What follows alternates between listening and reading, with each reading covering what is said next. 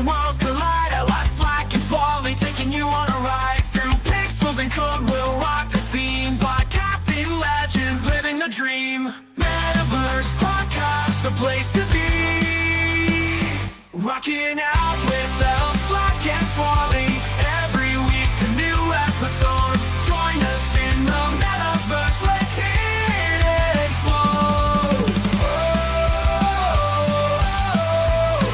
Let's hit explode.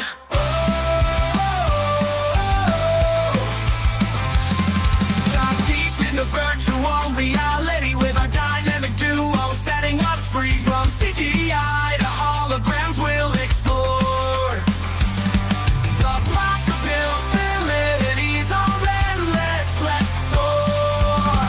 Enter the metaverse where fantasies come alive. Rocking out with L, Slack and Swally.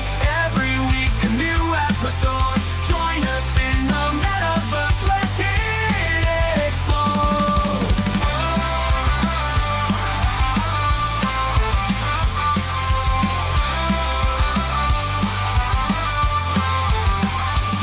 The metaverse where fantasies come alive. Rocking out with L, Slack and Swally. Every week a new episode. Join us in the metaverse. Let's hit it explode. Let's hit explode. Let's hit explode.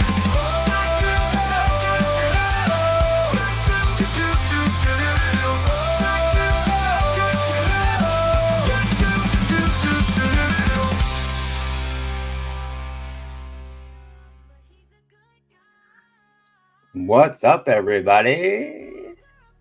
How are we doing today? It's another long lost session of the Neutral Zone. Neutral Zone. So yeah, I just saw your comment about I hope you didn't stuff up any schedule. Today's Monday for you, isn't it? Lost track Today's Tuesday. It's Tuesday. Okay, so Tuesday was normally Lightning. So I think he's taking a bit of a break at the minute, so I think we're good to go. Okay. Fair enough. Fair enough. Yeah, so I think we're good. Okay. Yeah, I was like, oh crap, I don't remember whose day it is today. He's normally a bit earlier in the day anyway. Yeah, I think you're right. I could be wrong though. Yeah, so how you doing? I'm doing well. I've been busy with fundraiser stuff and trying to get all that organized, which is compared to last year, it's like dramatic. It's like there's a lot more happening than there was last year.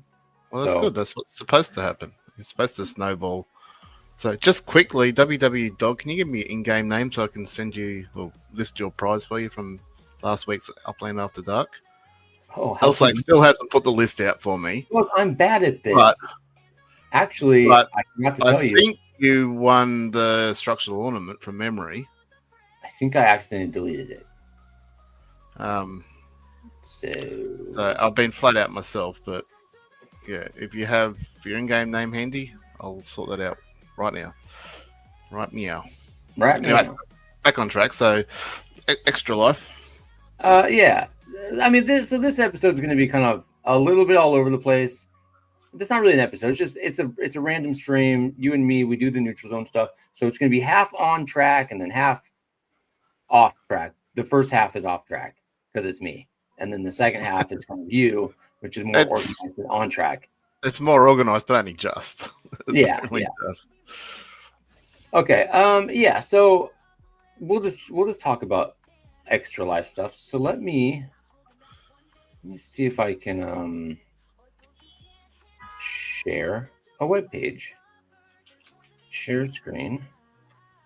Because I kind of just brush over it when we talk about it in Upland After Dark. But I kind of want to go into a little bit more of detail. So if you happen to go to extralife.org, actually, let me see if I can bring up. Let me see if I can bring up the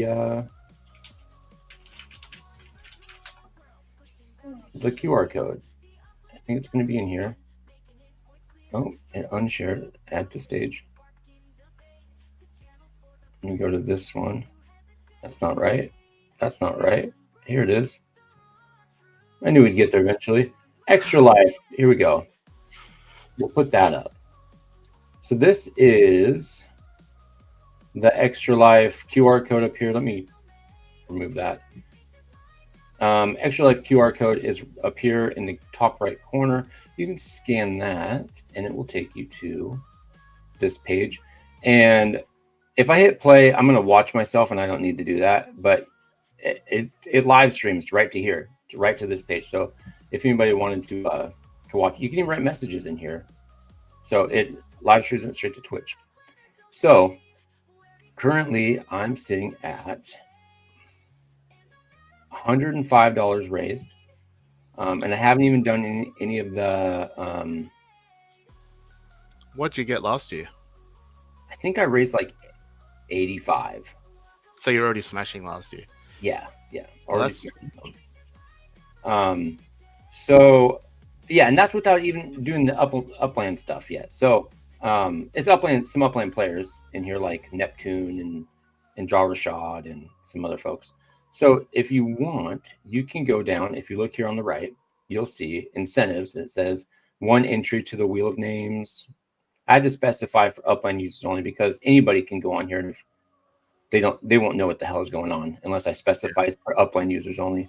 But this section here kind of outlines real briefly what Extra Life is, how it works. This is their logo. And then down here is all of my Bulgur Upland to Save the Kids event stuff, where you can get all the information that you need about what I'm doing. So how all this will work is I'm going to be selling map assets for $3, $5, and $10, which mirrors exactly this incentive thing right here. Okay, so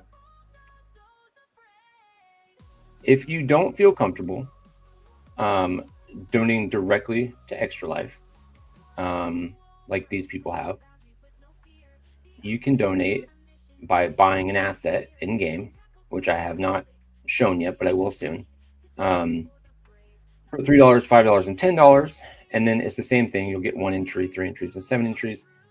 And I haven't updated this, but if you're a Patreon member, paid Patreon member, I will double your entries. So it would be like 2 entries, 6 entries, 14 entries, just for being a Patreon member. So I'm going to kick off this thing on October 24th in game, is when I'm going to start pushing it. October 24th, 2025, until November 7th at 11:59 p.m. 2025. I will keep track of all direct donations. So every item, every USD purchase in game for me, to me, I'm going to donate it to Extra Life. And so I'm going to have some stuff put up here soon. So all direct donations from my page starting 9/23, which was the day I started this page. I will track the entries for the Wheel of Names. During this time, you can make direct donations to my Extra Life page, which I just showed you, and pick how many entries you want. I've set up an incentive option that will begin now and on through November 7th at 11:59. Additionally, you can make a larger donation if you would like, and every qualifying donation will get an entry into the Wheel of Names. For example, if you donate $20, you will get 14 entries. And if you're a Patreon member, it'll be 28. Into the Wheel of Names, there's no limit to the number of entries you can have. At the end of the campaign, I will take all USD in my Upland account and transfer it to my PayPal account, and then use that to donate 100% of that, which is going to be minus the 5% that Upland takes. So that's kind of a bummer, but it is what it is. Yeah, so 100% of whatever I get to pull from Upland, I'm going to donate that directly into Extra Life, this page right here. I'll just basically hit the donate button and I'll just donate it from my account. So you guys will be able to see that, and you will probably even be able to track all that stuff on the blockchain if you want it to be extra assured that I'm not being shady. Let's see here. Yeah, so all that's going to go directly to the Children's Miracle Network of my choosing. In this case, it's Dornbecker's Children's Hospital in Portland, Oregon. You can check out my stats bar above, stay up to date on how the campaign is going, which is this little thing right here. And then, if you're at all interested in partnering with me to help me raise money for sick children at your local Children's Miracle Network hospital, reach out to me, and you can join my team, essentially, and we can raise money together. I can raise money. All the money donated to me goes to Dornbecker's, and then whatever money gets donated to you would go directly to whatever children's hospital you choose within their network. But it collectively goes into the team pool for leaderboard stuff. Yeah, you just have to search LSlack on either platform. Additionally, if you want, you can just click the join my team button and it will guide you through the process, which is up here. Well, it doesn't say join my team for me, but it would be up here. It would say join my team. Yeah, and then you can help raise money for sick kids as well. So some of the two of the showrooms that I have that I'm going to sell the map assets out of are going to be Vulgar Map Assets and then Vulgar Map Assets LA. Those are the addresses. You don't need them. As long as you have a property in LA, you'll be fine. Or Kansas City. Okay, to summarize, all you have to do is 1, purchase an item from any one of my shops or make a direct donation on this page. 2, wait until November 8th, 2025 to see if you're a winner. That's probably, I'm going to have to change that because I'm going to be in San Francisco. So it's probably going to be more like the 10th, November 9th or November 10th. Now that I'm thinking about it, because November 8th. I was going to say, that's the night of the West Coast meetup, correct? Yeah, I'm not. And I see you walking around with hat in hand, begging and trying to grab extra money, and then grabbing an extra bit bigger hat when you walk up to Dirk. Yeah. So I could see you already begging and stealing and borrowing or whatever on the night. So I did think that when you said midnight on the 7th, I'm like, is that deliberate or was that just a coincidence? I don't remember what I was thinking. That, to be honest, maybe I was drinking. It's hard to say. So yeah. So wait until we'll just say the 10th tentatively to see if you're a winner, because I'm gonna have to do this live. So I think, yeah, I'm gonna do this live because that makes it more fun. That's gonna be a long show. I'm gonna get to this in a second. I got a lot of shit to give away.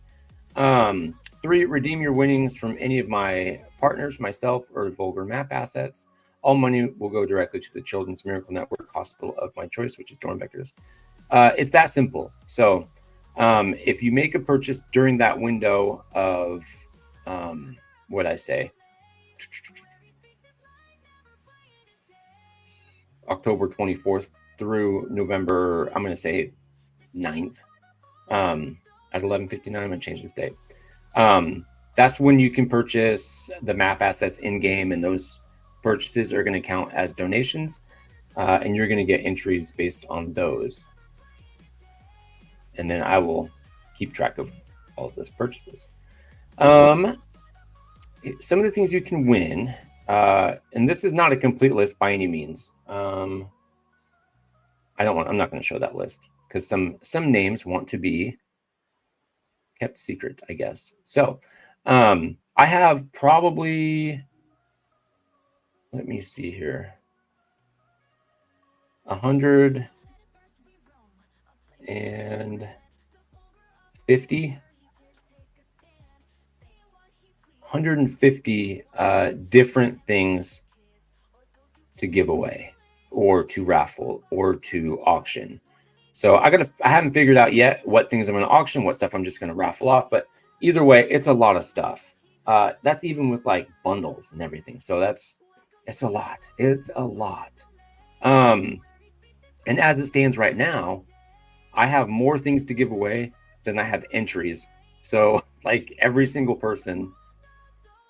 entry is going to win. And then I'm going to have leftovers. So But that's just right now. That will change in certain of it. So we've got properties we're going to be giving out. We got over 400,000 Uppies to be given away. I think now I've probably got over 30 carts to give away. Trackside properties, 2 physical comic books, Wolf Wall, Sparklet staking. I got some tea baggers I'm going to give away. It says over 40 map assets, but now it's probably like 60, I think. Over 50 structure ornaments. We got block explorers. I think I have like 12 of them at the moment. Some mementos, and some more to come. So it's a lot. Here are the people so far who've donated. Laban, Maui, Scientist, Swarley, Recurrier, Isto, Wolf Warner, Cuddybo, More Cheese, Danny P2000, Mashef, JH2271 Tolton, OG Killa, Ace, T Wilk, Shiba Masta, Boydern, D-Tech, Upland Terra, Player of the Year, Picasso, Antu Queen 2, BK. Oh, I got Ace on there twice. I got to remove that one. He's just that cool. Charles FR, which was Designer of the Year. Ben 68, the St. James node. I have Shiba Master on there twice for some reason. Apparently, I think they're very awesome as well. Shacklin, Happy, Jin Skrilla, Giljack, and Rodrigo. So far, those are not nobodies. I can tell you that right now. There's some heavy hitters on here that have been happy to back me up and support me and help me try to raise as much money as possible for sick kids. So that's kind of like the gist of it right now. You can always come to this site and watch all of our live streams because they're all going to go to this page. I'm going to plan to do some kind of very long stream. I'm gonna tentatively commit to a 24-hour live stream. I'm gonna tentatively commit to that. Well, I won't be there if you're doing it on the 10th or something like that. Won't do it on the 10th. If I'm looking at the calendar, I might do it on, say, Sunday. This maybe Sunday the 16th, going into Monday. So, yeah, I'm going to tentatively plan for Sunday the 16th. Well, I might show up for a bit of it, but I don't know about 24 hours. I'll be probably somewhat jet lagged at that point, but yeah, we'll see. That's true. Yeah, there's that. So yeah, the 16th, and then going into the 17th, and I'll start like early in the morning, and we'll see how it goes. So that's my rough plan. Okay. Don't call it a 24-hour stream. Just call it a until we're done stream, which could be anything between an hour and a day. I don't know. Okay, I'm gonna go. How about I'm gonna go as long as I can. Infinite stream. Well, not infinite because it's not. But yeah, I'm gonna go as long as I can up to 24 hours. That's my plan. And during that time, yeah, hopefully yeah. So it won't be on the road trip. So that's for sure. Yeah, I'll be giving away. I ain't wasting 24 hours of US time to sit there and do a podcast. I wouldn't. Fuck that. Don't do that. Not even. You can watch my ass just struggle. It's like, oh, guys, donate to Extra Life. We're doing it. No, it'll be fun. I'll plan something. Get some people to talk and hang out. In addition, or how's this? In addition to everything else, I'll donate, which I haven't yet. Well, I will, obviously. How about I do another $1 on top of everything else for every hour you stream? So if you get to 24 hours, I'll add another $24 to the kitty, and maybe some other Uplanders could do the similar. Okay. I'm raising pledges for every hour. Pledges for every hour. I love that idea. Maybe you'll push to 48 hours. Maybe I won't. Maybe I won't do that. 24 is definitely hard enough as it is. Yeah. It kicks my ass something fierce. Staying awake 24 hours alone is hard enough. Yeah. And then to be live on stream playing video games and doing stuff. I mean, I'm going to have a good time. Don't get me wrong.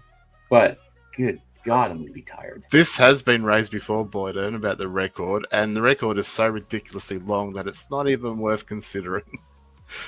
and I don't know, but yeah, if that's true, 1,400 days. Oh my God. That's like Yeah. what, 4 years, 5 years? $2 for. I need to write this down. Hello, Willie. Okay. Now I'm getting excited. All right. Let me write this down. Swarley 121. So one name I did notice missing from that list was Upland. Like, I know they donated last year to the cause. So I reached out to Upland. Yep. Give me one second. Let me write this down. $1 for every hour streamed. And then Hello Willie, $2 for every hour streaming. I love that. Okay. I reached out to Upland, and the response I got was that they would love to help, but they can't because there's some sort of legal stuff in there. So Upland themselves. Well, they can't donate block explorers to give away, or No, because they can't.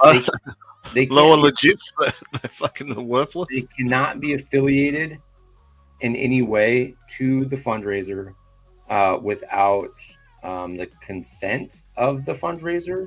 So I don't know how that works. I asked. They said we would love to. We support you, but we can't because there's legal stuff that gets in the way of them being affiliated. So. So I said, okay, thank you. Appreciate it. Thanks for getting back to me. And that's that. So it's a bummer. I'm sure there's red tape you could sort out there. I asked and I didn't want to push it. So it didn't sound like that was some tape that was going to be cut. So. Look, I know they do their own fundraisers. They've had a few different ones over the years. So, and I know they supported you last year. So, well, actually, individuals, I guess, attached to Upland supported you last year. Right. It'd be good to see something like that happen again, but yeah, it is what it is. I mean, you're already picking up year's totals, so there's no complaints, is there? Yeah, no, I'm just happy as a clam on high tide. I'm just excited where I'm at right now, and then we'll see how it goes. The closer we get to November 10th. November 5th is the actual game day, but I can't make that happen because of work. Oh, excuse me. So anyway, it doesn't really matter. It's just there's an official game day, and then there's like you can pick whatever day you want. But most people like not Upland, but Extra Life makes a big to do about November. I think it's November 5th. Let me double check. Nope, it's November 7th is the actual game day. But as you know, I'll be in San Francisco. We'll be at the pub. We'll be at the pub. But it's so like if you've never checked out Extra Life, there's a bunch of gamers and they stream for 24 hours. That's kind of the deal. Raising money, and then a lot of them give stuff away all the time. You can win some really crazy stuff like brand new Xboxes and all kinds of swag depending on who you're supporting. So I always support this guy. That'd be nice. X1 could give away an Xbox. He can do it as part of Xbox, not as Upland. He could do it all by himself, not affiliated. Putting him on the spot. Not affiliated with anything, just doing it all by himself. But yeah, so that's what I'm doing. I just kind of want to continue pushing that and kind of do a little bit deeper dive into some of those things. I do have a couple like number one mints that I'm gonna auction off, and I have so many freaking cool carts. Actually, I have a property. You can kind of see. Let me look. Let me bring it up. Share screen. Let's see if I can shit all over my computer. There is a property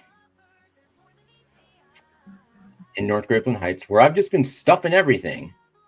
Some stuff people are holding on to, and then I'm just going to tell them who the winner is. And some stuff I actually have in my possession. And most of that stuff is going on to this property I have on 15th Street. If my computer will load. It should be over here somewhere. Doing well so far, El Slack. Doing really well. Oh, it's right here.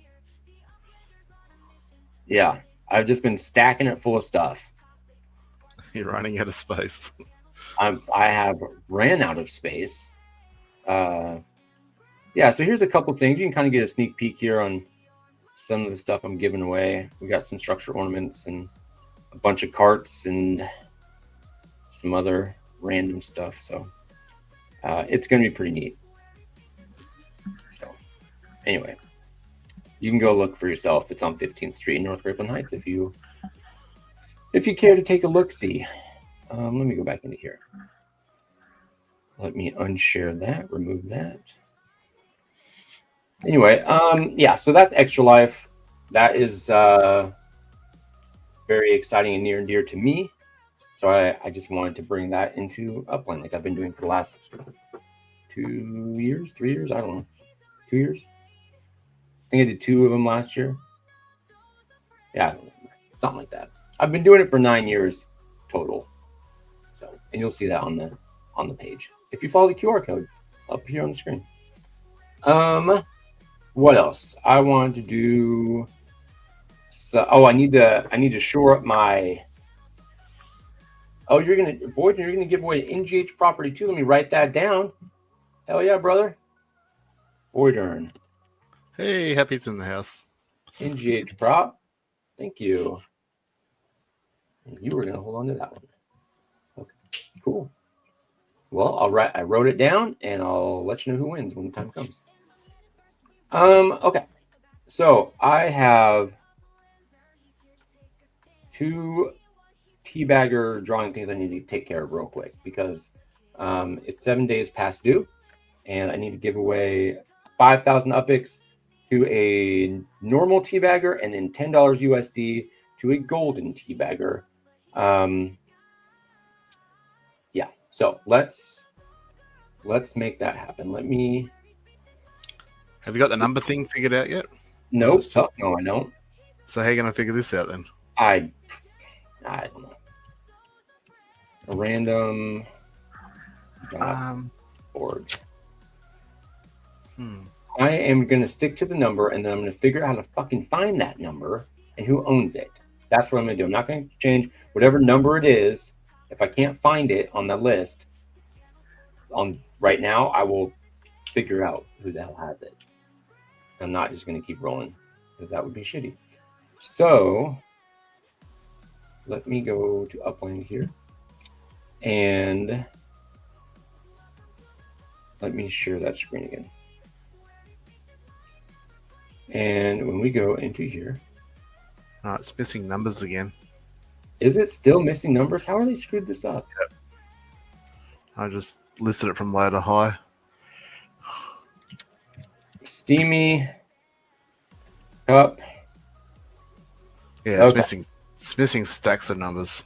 I just did it from high to low, and it goes from like 161 or 158 to 115. So everything in between is missing. That's really annoying. So the system isn't going to work. It's not, but I need how many? Okay, so how many do I have total? Does it say? I have minted 167. 167. I don't know. It's just the highest number showing. It doesn't mean that is the highest number.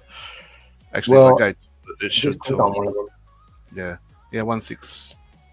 It just says 500, but you haven't minted all 500, have you? Well, it should say how many are available. Let me click on one. Total mints 167. Yeah. Okay, yeah, 167. So that's the number. Yeah, I don't know why number 7's not in there. That's real strange. There's stacks missing. There's stacks. Yeah. All right. So 167. I wonder if the bank could create a page where he could search this asset and bring up that. I bet he could. We might have to. There we go. Got a comment from X. We didn't think X comments were working because no one ever commented from there. So, but sometimes I saw one last week. We got one. Yeah, but then we stopped putting them on the screen. Yeah. for obvious reasons. So, the winner for this week is not listed on here. It's 109. Let me. I would share it if. Does it come up right here? Do you see 109? Let me have a look. I think it's not sharing everything. It's just sharing Upland. No, there is no okay. 109 in Trust this me list. when I tell you the number is 109. It's 109. So I'm gonna find the person who has 109. I got an idea. Let me. You got one. You have an idea. You know what? I had an idea, but it didn't work. So disregard. I wonder if I can look in UPX land. I thought that too, but you can only look up players. You can't look up assets. Even as a paid member? I don't think so. Find my property Upland listings, list active transactions, statistics, NFT transactions, stores. I don't think the answer to that. What about that? Isn't there like a Howard Beach one that does it? Not anymore. That went out of commission a long time ago. But that was only for stuff that was for sale anyway, so it wouldn't list non-listed items. I don't think. Well, I'm gonna leave You it have at to one. put this in the too hard basket for now. Maybe LeBang can make you a tool. Yeah, maybe he can. Because for whatever reason, Upland can't seem to figure it out. Because if you look here, it goes 96 to 115. And I only have like 4 in my possession.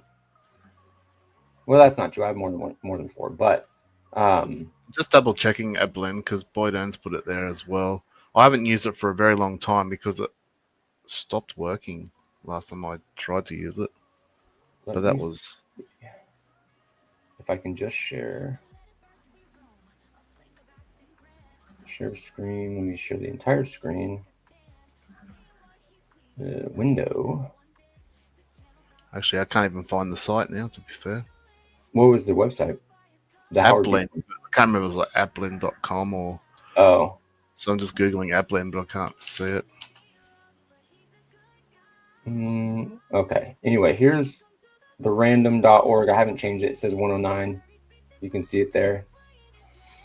So if by chance somebody's watching who has the Teabagger 109, you are the winner. And I will... What is happening here? I will get you 5,000 Uppies. And if I happen to own it, I'm just going to spin again until I find one that I don't own. But I'm pretty certain I don't own it. Let me double check. Let me close that part down. Let me go into... This is supposed to be really easy. This isn't supposed to be like a pain in my ass. Not when half of them are missing. I know. It didn't used to be this way. See, last month I thought you were just being an idiot. Yeah. And then I looked at it myself and went, oh, okay, yep. So clearly whatever Upland did to change the not being able to see reserve stuff broke something else. Here. Right. Because they're not reserved, they're just not showing. Yeah. Because I only have like maybe 2 reserved or something. Let's see. This is going to be a weird little tedious process, but this one is... Well, here's Mint 7. I own that one. So that one's in Rome. And then... Come on. Here's 24. I own that one. 25, 26, 27, 28, 30, 31, 32, 44, 45, 46. What did you say? You're looking for 109. Well, I can tell you I don't own it. That much I can tell you. I have 105. 74. No, you're doing it the hard way. I am doing... Well, this is the... I want to make sure that this doesn't get fucked up any more than it already is. 96.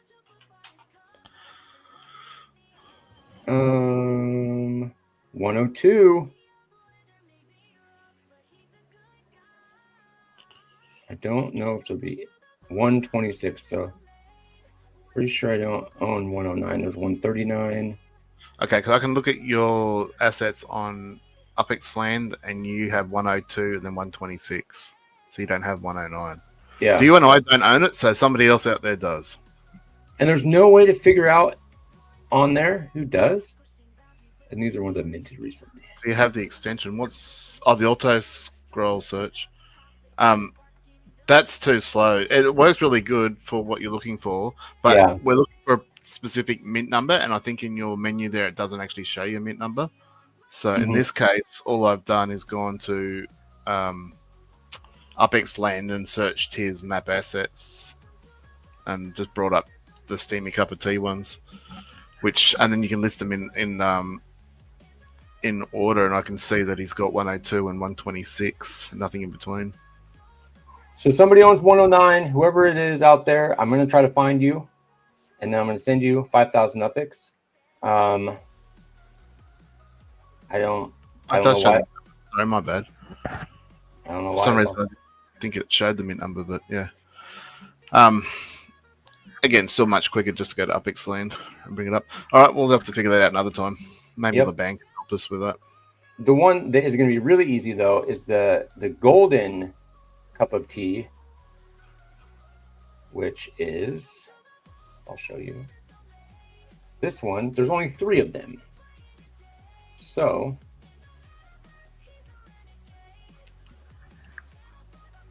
golden.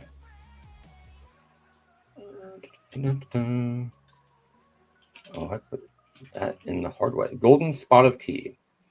There's only 44 in existence. I wonder if this one will keep them all in there.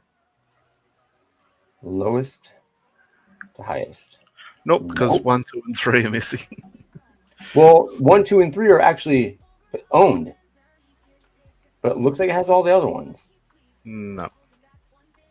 Either way, this is what it looks like. The only way to get your hands on 10's missing, 16's missing. Really? Yep. Okay. 10, I think Laban owns that one. And then I think you have 29. If I'm not mistaken. So anyway. That's missing. Is that one missing too? So 10, 29, and yeah, 10 is missing. So what is that? Are they still on your factory floor? Yeah, these are all on my factory floor. Is that what it's showing? Well, these are all in my showroom. These are in my showroom. That's weird. Yeah, I don't can't understand. make sense of this. I mean, why isn't it showing you those numbers? Yeah, because the first 3 are owned, and then I gave Laban number 10. I gave you number 29, which isn't there. And then I don't know. Those are the ones that are missing, though. The ones that people actually own, which is what I need to see, which is fucking crazy. Anyway, but I already have those written down, so that's not a problem. And then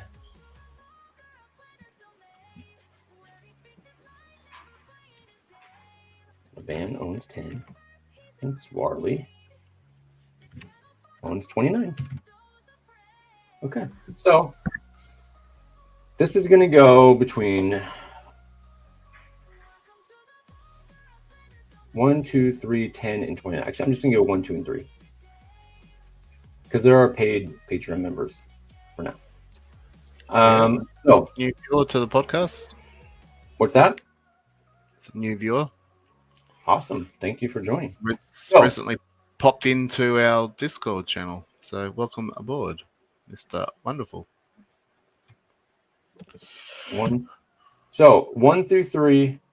Let me bring this up. Let me switch the things that I'm showing here. I don't know what is going on, but I can't share my whole screen. It will only do. It's not. I don't know. It's acting weird. So Upland removed the ones that were reserved for players for sale. Not everything else. Well, that's my understanding. That's my understanding as well too. So basically, if you go to the shop and look at them for sale, like in the list there we were doing, it should take out only the reserved ones, which will remove a few, but not as many as we're seeing. Right. Okay, so I have 1 through 3. If to get a golden teabagger, go ahead, Sorley. What were you gonna say? I wonder. Sorry, just quickly. I wonder if an item's ever been reserved, that immediately eliminates it from the list. Because all those ones that you're giving out, you've reserved to players, haven't you? Yeah. But that would be So almost if an item was ever once tagged, if it was ever tagged reserved once upon a time, maybe it just keeps that tag and therefore eliminates it from the list. Almost makes sense as to why we're not seeing them. Anyway, sorry, go back with your little. Yeah, I don't know. Just... So let me go back in here. Let me take off this extra life one. If you are a Patreon member and you are of the $10 Patreon member variety, you get a golden teabagger. And so every month, starting with this month, I'm giving away $10 to one person who owns a golden teabagger. And so this will be the first draw. Currently, there's 3 Upland players that own a golden teabagger. Well, there's 5, but there's 3 that are paid Patreon members that own a golden teabagger. So I'm going to do this random thing, and it's going to be 1 through 3, and it's either going to be T-Wilk, Neptune 104, or 6 who's going to come away with $10 that I will buy. They'll just put one of their assets up for sale, or a burner thing for sale for $10, and I'll purchase it. So that's how I will do that. So that I'm going to do right now.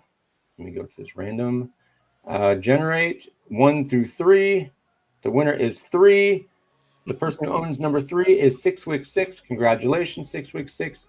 You are the winner for the first one ever. Please list, and I'll reach out to you. Please list any burner asset or property or whatever for $10 USD, and I will purchase it. Reserve it for me or whatever. Let me know, and I'll come snatch it off of you. So, yeah, congratulations, 6. You are the first winner of the Golden Teabagger. You got your October membership paid for, essentially. So, congratulations, and thank you for being a loyal paid Patreon member of the Golden Teabagger variety. And soon you're going to get some other cool stuff. Let me go to the Patreon page real quick so I can show that off, and then we'll get to some less, I don't know. I can't think of the term I was going to use. Anyway, not important. Let me go into here, and then, yep, that comes up. So this is my dashboard. So from what I see, let me go to the memberships. So there's 3 memberships. When you come to this page, to the Time Zone Trio Patreon, you got the $1 Teabagger, which has all of these. You have the $5 Teabagger, which comes with all of these exclusive stickers, plus everything in the $1 Teabagger. And then you got the $10 Golden Teabagger one, which is what we just gave away $10 for. 3 members. You get everything from the $1 Teabagger tier, plus an exclusive mug, 3 exclusive mugs, and an exclusive t-shirt after 12 months. Yeah, and you also will get with that one the regular tier. So you could win, technically, you could win 5,000 Uppies every month, or the same month you win the $10. So, yeah, and then we do things like, where do we put it in here? We put beta stuff in there, like some free entries to Extra Life, a Discord channel, free entries, Swarley Surprise, beta access. So there's a few different things, some files you can download. So whenever we come up with some new, cool, exciting stuff, we throw it in there. So we try to make it as worthwhile as possible.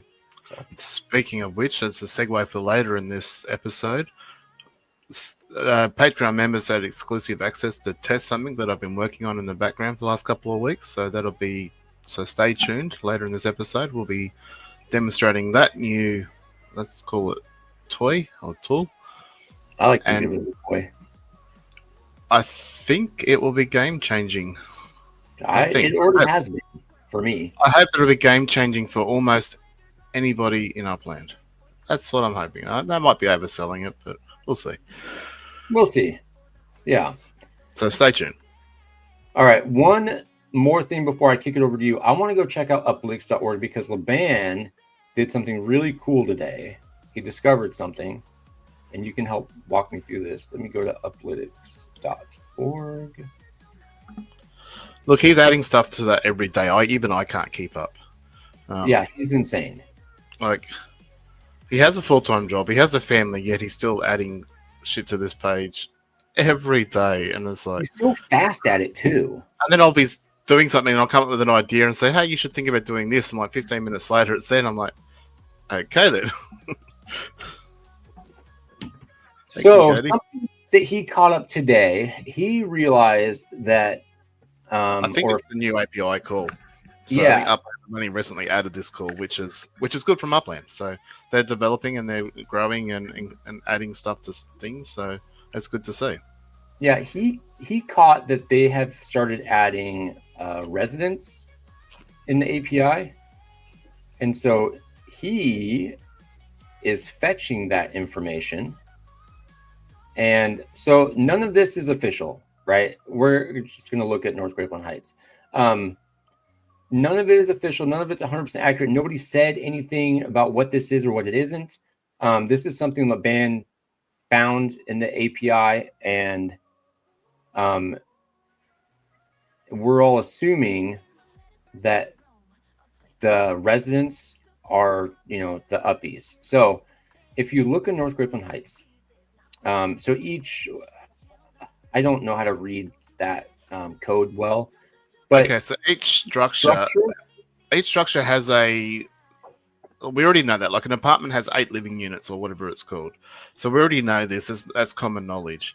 What he's discovered is now there's another value added to each structure, like the apartment, that has residents.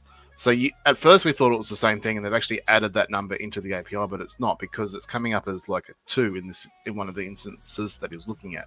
So right. If we know it's 8, it's always been 8, and suddenly it's showing it 2, we're assuming that means there's 2 Uppies have moved into that apartment, so to speak. So we're leaving 6 vacancies still, but 2 filled. So we believe that it's basically Uppies that have moved in, so your actual live residents, so to speak, not the vacancies or capacity as such. Right. So if you go to uplytics.org and you go to, he's got a bunch of different community nodes. Like I said, we're just going to I'm looking at North Grapeland Heights. He has listed total Uppies. And then there's a question mark because, again, that's what we're assuming. There's been no announcement, right? I'm sure Upland, they're going to do this on their own. We'll see how accurate Laban is. I bet he's dead on. But anyway, that's the value that was put in there. It says residents, and that's what he's pulling. And so we're assuming it's Uppies. So you can look, North Grapeland Heights appears to have 894 Uppies for NGH. If you look at, say... They're Hyde Park. They're always in competition. I'd be surprised if Hyde Park went in front of us, being a much bigger node, but... It looks like they have 49 Uppies. No, that can't be right. It doesn't feel like it's right. But maybe it is. I don't know. I don't know why it would be so low. But if you look at other ones, so they have, let's see here, a bunch of owned properties. They have,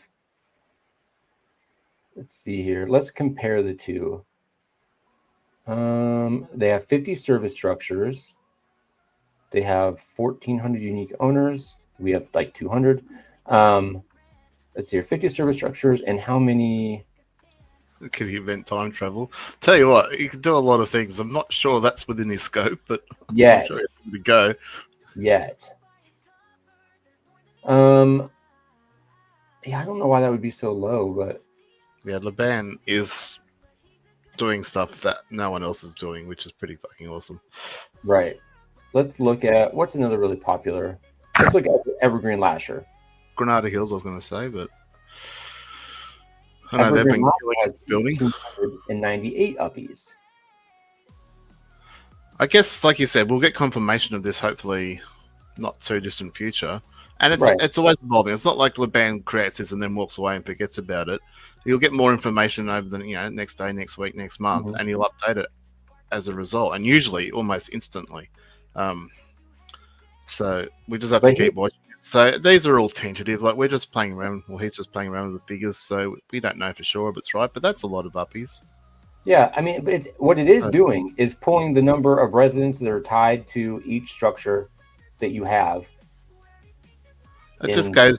in that That's node. sort of backing up my theory that whilst we clearly know that LA is going to be the leader in terms of the city for uppies by far, as we saw in previous numbers. But there's a lot more competition for those uppies in LA, a lot more nodes and a lot more. So Right. Granada Hills would be a good check because I know they've been going strong. So whilst there might be a lot more uppies to begin with, there's a lot more people to divide them amongst. So Granada Hills has 3,140 they've been potential killing uppies. it. Yeah. Yeah, they're a big ass node.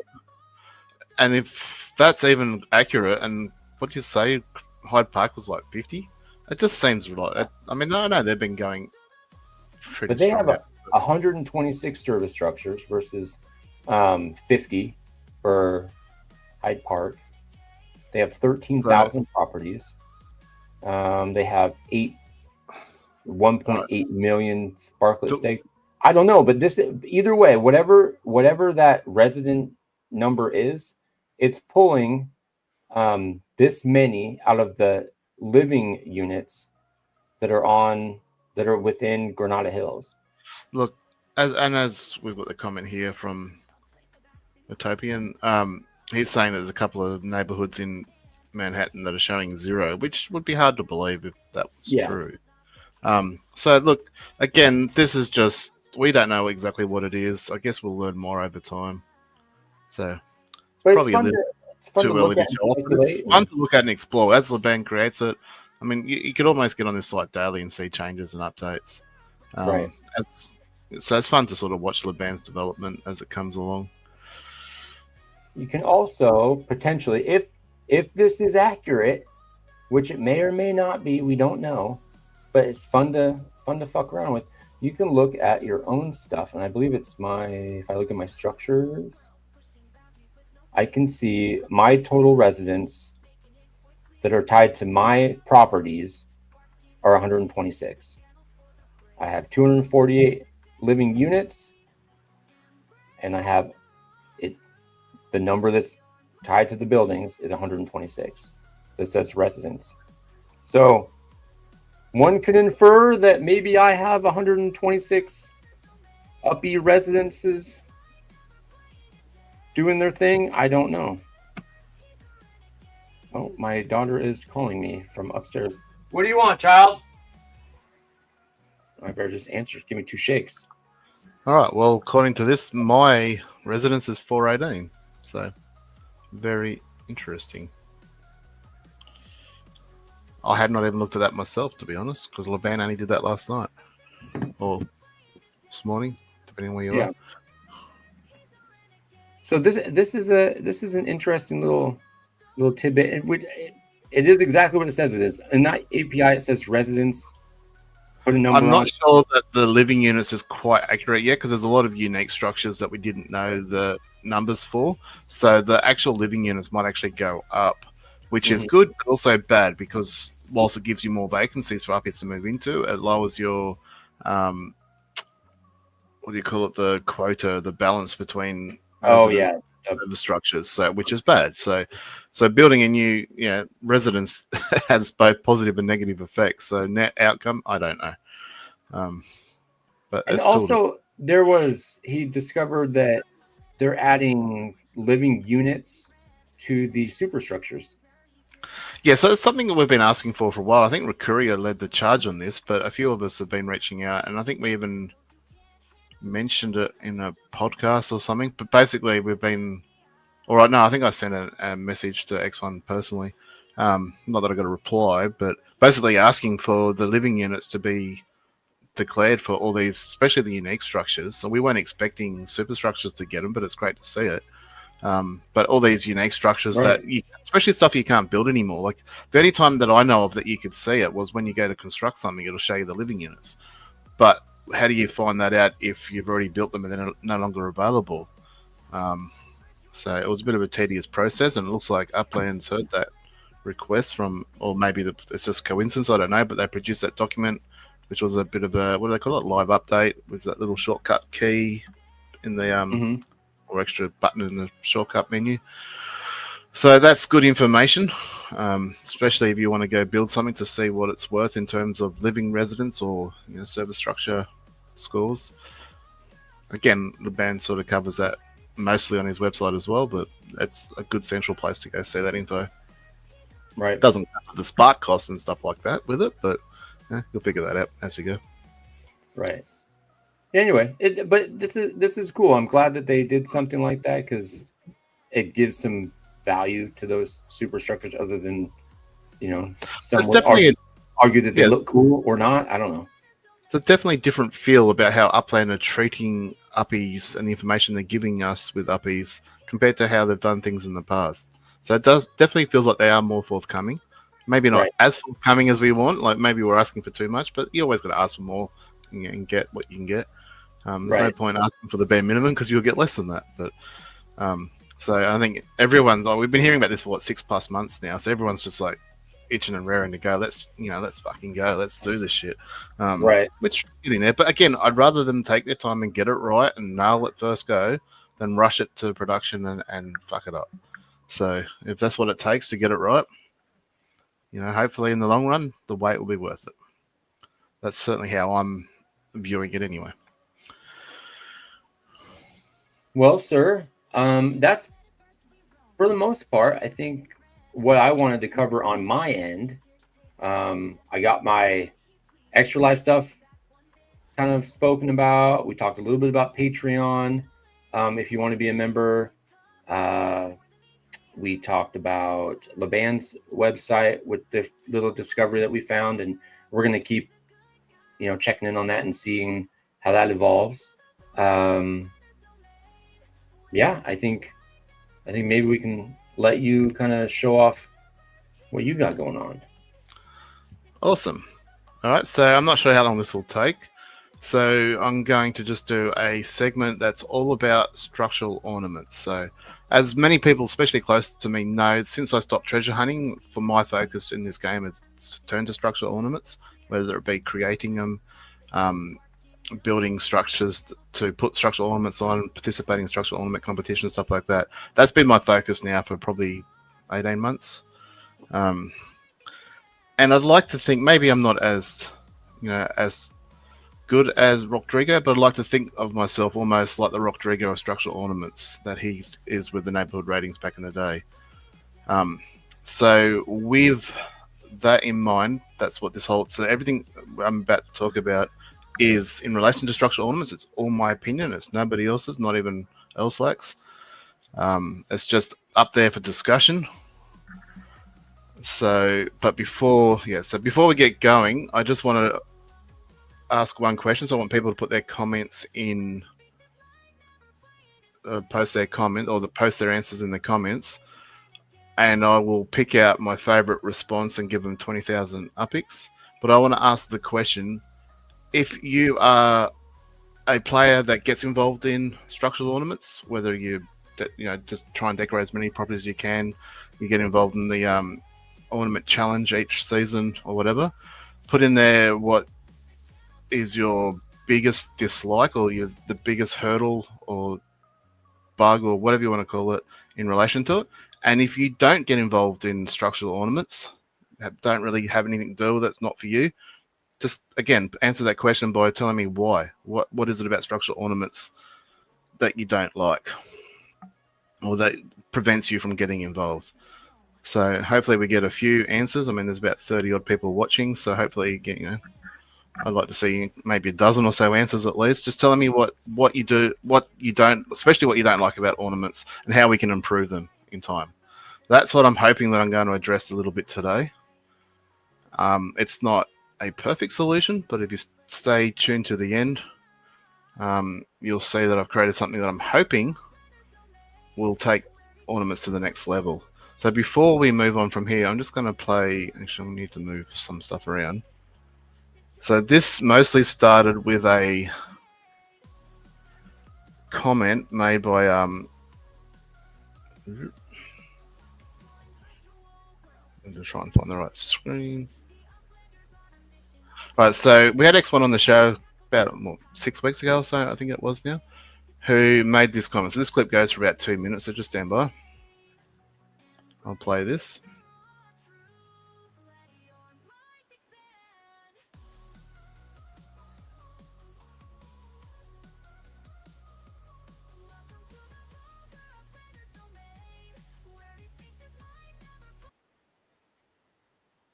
There's no audio coming through.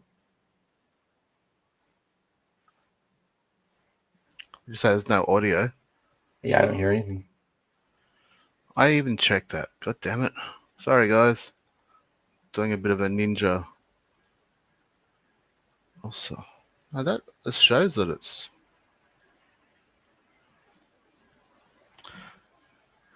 In chat. I couldn't hear it. Could you guys hear it in chat? Just one person? Yes, no? Because I've got there's definitely ticked as audio showing. I don't want to keep playing if it's just silent to everyone. Yeah, I don't know. Somebody? Anybody? Answer? Yeah, I don't know. I guess, yeah, no. There's no audio. I'm confused. No, all right. Well, I'll stop playing that then, since it's not working. Okay. So I guess we can go back to putting that on the screen. All right. So basically, X1 was on the show, and he made a few comments which I wanted to address. Not bad comments or anything like that. He made a number of comments. One of them was that he didn't believe that the structural ornament competition should run for 6 weeks because players' attention span just doesn't last that long. And the other one was that he invited people to hit up Upland with ideas on how to, I don't know, not revise, but, freshen up the structural ornament competition and how we can improve it and take it to the next level, so to speak. That's very paraphrasing because I don't remember exactly what he said, but they're the gist of the two comments. So that's what inspired me to create this report. So it's something that I've been pretty big on, and most people know that I'm fairly high up there in the structural ornament competitions. I know there's some players chasing me down very quickly. One more will probably get me next season. He's been getting closer and closer every season, so I love it. Bring it on, one more. If you don't get me this season, I'm sure you'll get me next season, but we'll see. Anyway, so yeah, all right. So you want to move to next screen? Yes, sir, Bob. Alrighty. So we're just addressing the comments here about the 6-week competition. So on the bottom right side, you'll see there the cutting the structural ornament competition down because the attention span is treating the symptom, not the cause. So I strongly disagree with X1's comments there that reducing, I think the last one we saw went for 5 days or something. It used to be 6 weeks, 5 days. And I just think that mindset, if that's true, and that is why they're reducing them all the time, it's just the wrong approach to a problem. You've got, in what I believe should be the pinnacle of competitions in Upland, it covers or, crosses over almost every core one or layer one aspect, from minting properties to finding collections and making collections to second layer trading to building structures, spark usage, buying ornaments, a UGC / Upland sales and whatnot, and driving that economy. It covers virtually everything in layer one. And I just don't think that Upland in the past have given it the attention and just desserts that it deserves. So I think cutting it down to from 6 weeks to 5 days is the wrong approach. They've got to work out what is not working. Why aren't players engaging in it? Why can't we see lots of more players? So today, that's what I'm hoping to address. It's just my opinions. Open for discussion. If players, if players have their own opinions, love to hear them, their own feedback, ideas, what they do like, don't like, what they'd love to see. I'll be honest here, some of these changes, if they were to be implemented, would advantage me quite significantly. Others would disadvantage me. How I'd come out overall, I don't know. But it'll gamify the whole situation a hell of a lot more, I think. So anyway, so on the screen, there's just a few reasons as to why. I'm not going to go through and read them all. If you care enough, I'm sure you'll read it. But I mean, bottom line is we see neighborhoods that are built up and they look amazing when they're built up with structural ornaments, stuff like that. It's just, and that's what we should be pushing. We shouldn't be pushing that for 5 days. We should be pushing that for all seasons. And when you consider that you've got the Builders Comp each season, which runs for 6 weeks, and structural ornaments do count towards that, and that's not just for the season, it also counts towards your, not that you get any prizes for the overall, but any ornament will count to your overall builder score, or season obviously based ornaments will count for that season and can make a significant difference to your score. I tell you, it definitely does for me. And then obviously with Uppies coming, there's going to be the same sort of impact there. So you're going to want to apply your ornaments to influence or to improve your influencer score. So there'll be a reason to have them on day one and leave them there all season and then swap them over to the next current season at the end of the season. Or maybe the Uppies aren't a season-based thing. Maybe they're 24/7. So again, either way, though, however you look at it, we've already got reasons for a competition to run a lot more than 5 days. And I think, we'll cover a bit more of that in a minute. So, all right, next. All right, so some of the breakdown on screen, I think some of it's pretty self-explanatory, and I think most people would agree with it. Things like, so for one thing, the collections. If a standard collection and an ultra rare collection, if we're giving bonus points for collections, I don't understand why they would be classified the same.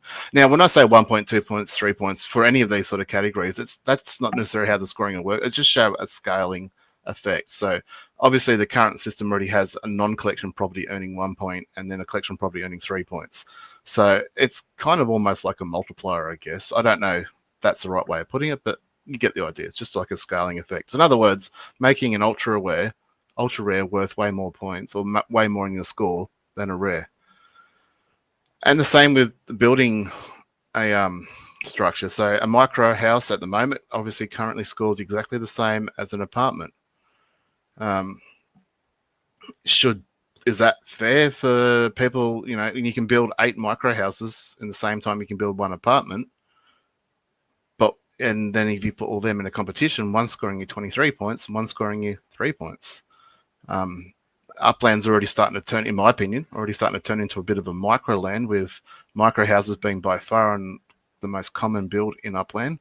I don't think that's a good look for Upland. I think we need to try and diversify it more and encourage players to build those bigger structures like apartments, because that's what makes the game good, not just a bunch of micros. Yeah, that's skyline. Yeah, exactly right. So we want to try and gamify it a bit more. So if you start putting in all these different variables, it just changes it up a lot. So suddenly you've got an ultra rare property. You're not sticking a micro on it. You want to put an apartment on it to get maximum points there. And if there's other things you can do to increase the score, then awesome. All right, so one thing I had to think of recently with multi-structures not long being brought into the game is how that would affect the current structural ornament competition. And to be fair, it's already kicked in, and there's already players with 4, 5, 6 and more micro houses on the one property, which will score 3 points per property. It's the way Upland have put it, and it's the way it is. And that little image there is just a small example of what a big player like. I could get one collection property, build that plus a lot more micro houses on it, and score. I could put 100 micro houses on it and score 300 points just from one property. Is that what Upland wants? Do we want a property just full of micro houses to basically farm the structural ornament competition?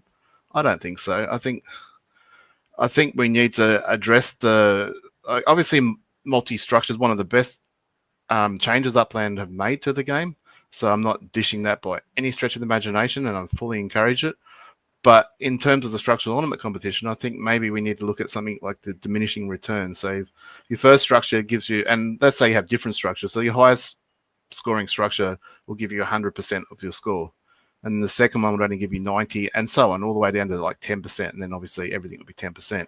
So whilst you can still score extra points by having extra structures on a property, it's more advantageous for you to have extra properties to build on rather than, in other words, building 3 micros or 3 structures on 3 different properties will score you more points than building 3 on the one property. I just think that balances it out perfectly. It gives you something still for multi-structures, but doesn't create the scenario like you're seeing in the image where one player could just, one big property, heaps of micros, just swap them over each season, win the competition, which is not what we want to see. Now, one of the biggest changes, we'll talk a bit more about the rewards in a minute, but one of the biggest changes I'd like to see in the scoring is something I've stolen a little bit from the wars. When that first started, on day 1 you earned 10% of your score, then 20%, so to speak, and then it worked all the way up to 100%. So I'd like to see the same sort of scoring system brought into the structural ornament competition, where you get rewarded for early entry into it. So it will stop players waiting to the last moment, the last snapshot, and then applying all their ornaments to come out of the blue to take, one of the top 3 spots or something. Because if you don't apply your ornaments early on, you're going to miss out on some potentially important points. But obviously that would increase as you go through. Now, the reason why, even if you miss that the first few weeks, why you'd want to jump on week 3 and so on, I'll cover a little bit more in the next slide. But I think this would encourage players to put their structures on early to get the maximum points that they possibly can, which in turn benefits Upland as a whole. So it makes Upland look better, shows off the skills and, decoration and whatnot that all the players have put into the game. So I just think, again, that's it. And one of the biggest things I dislike is people that wait till, and it happens almost every competition, they wait till that last moment and then just, apply everything, and it happens like with burning stuff. They wait till the last moment, burn everything. Like, it's just a horrible way to lose when you lead all the way all week or something like that, and then it, go into the last snapshot thinking you're safe, and then all of a sudden you're behind. And you're like, well, that's not how most competitions in the world run, and I think it's not cool for Upland to work like that either. So I think we need to look at ways we can sort of limit that to a certain extent. Ornament scoring.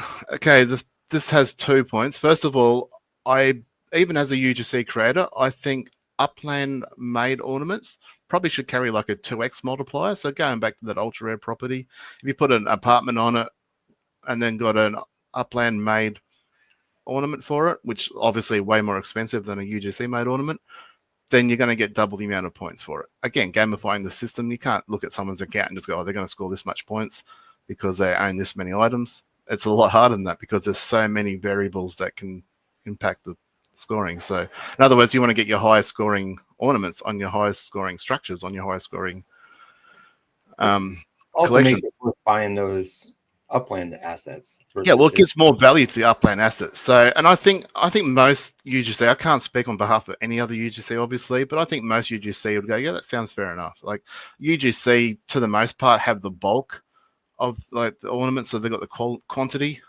where Upland, of course, got more of a niche market, but their ornaments are more valuable or more expensive at least, and will give them a bit more of a use case. So at the moment, I don't think there's much of a turnover for them, because even though sometimes, some of the UGC stuff I'd argue is better quality or better looking, Upland has still made some good ones, but they just don't drop in value. So if they were initially bought for $20, they generally stay at $20. And you can go buy a UGC ornament for under 1,000 Uppies. So, which one are you going to go for if you just want to score 3 points? So it wouldn't give it a huge boost, but it'll give it a boost. Give it a bit more of a use case, which I think is good. This is a very controversial one, and I'm probably leaning towards not doing it, but you could look at the rarity of a structural ornament and maybe give it more of a multiplier or bonus points if it's like rare, like a mint under 10. Only problem there I don't like is it could be very easily gamified by UGC or players just, creating a whole bunch of 10 or under mints just for themselves. And whilst I strongly agree that UGC players should be able to use their own ornaments because that's just part of the game, it's something that's available to everybody, I don't like that. So it's something we could look at. Maybe that could be applied to Upland only ornaments. So if they've released something that has an under 10 mint, well, maybe that can have a maximum multiplier and would give that a hell of a lot more value than what it currently has. So maybe that could apply for Upland, because obviously Upland aren't going to gamify it or take advantage of it. I'm not saying that all UGC would. In fact, I'd say the vast majority wouldn't. But we always see there are some players that will push boundaries, sadly. But anyway, so that's just an idea. I can't get in my head how that would work and be fair for all. All right, so we move on to the prizes. This sort of relates back to the 6 weeks, so the incremental scoring system over the 6 weeks. So we've seen in the past that Upland have given away hundreds of thousands of Sparklet for a map asset moving competition that lasts less than 24 hours. Cool. I love free Sparklet. Who doesn't? So if Upland can do that for a map asset moving competition, surely they can do at least that for an ornament competition that not only contributes to the collector score, but contributes to the Uppies score and contributes to the Upland overall view. So just taking a ballpark prize pool out of what they've done in the past for wars or, the peer-to-peer or whatever they call it, I'd like to see a similar sort of prize pool divided up amongst all players that get on the leaderboard. So it doesn't matter how low you get on the leaderboard, you should at least get some sort of spark. So again, I don't know the exact math. I'm not a mathematician. If only we knew someone, connected to Upland that was. But this is just like an idea, a concept, so to speak. These figures, I haven't done any math on. I haven't tried to figure out if they actually work or what, or how it would work exactly. But hopefully you get the gist of it out here. So basically, what I'm proposing is that every player would get some sort of Sparklet reward, regardless of how low or where you finish on the table. Obviously, kind of like the wars, where as long as you scored a point, you got something. And then obviously the top players would get the lion's share. However, I think the top players should be capped. So once you get to a certain amount, let's just call it 1,000 Uppies. 1,000 Sparklet. Once you get to 1,000 Sparklet, that's capped. So you won't know what that cap is until the end of the season when everybody scores. So you want to try and make sure that there's enough prize to trickle down to everybody that does feature on the leaderboard. So sure, maybe the players at the bottom aren't earning a lot, maybe only 2 or 3, but I would assume that they're the lower end players, or the lower, what do you call it? The smaller players. Yeah, the smaller players. Well, there's different categories as well, but they're the smaller players with not as much to spend in the first place. But they might not have as much spark as well. So maybe 10 spark to them, which is weekly login, is better than nothing. Where the top players are earning 1,000 Sparklet or something. I don't know. So even if you didn't participate for the first 5 weeks, you jump on with your structural element for the last week, you're probably not going to compete very well in terms of the structural element competition, but at least you get on the leaderboard, you might get a few Sparklet out of it. Why would the top end players want to continue if they're only going to get 1,000 Sparklet? Well, for the same prizes we currently get, the badges, the block explorers, or the Lord of the Jets. Sorry to say that. Or whatever other prizes Upland. Love the Lord of the Jets? Obviously, Upland, it seems like everyone loves badges in Upland, so clearly that's a number one incentive for players to, compete for that top 3 spot. But so you're going to have the elite players that will still go for that top spot to get one of those badges, maybe the block explorer, maybe the top 25 get a block explorer, and then everybody else just gets some share of the Sparklet. So even if you're a low level player, you're still going to get on the leaderboards, get something for your efforts. So it still creates an incentive for all players, regardless of how low they are. They don't look at the top 3 and go, well, fuck me, I can't get the top 3. I'm not even going to bother trying, and just move on. That's what we got at the moment. That's what we need to fix. We need to get those players who look, I could probably only score, 50 points for the whole season under the current system. So, but at least that'll get me, 15 Sparklet. Next season, I might try and get up to 70 points, and slowly they'll graduate and grow bigger. That's the mindset. That's what I'm trying to go for. I think that would create some sort of ongoing So it'll attract all players to participate rather than just the elite 5 or 6 for each division.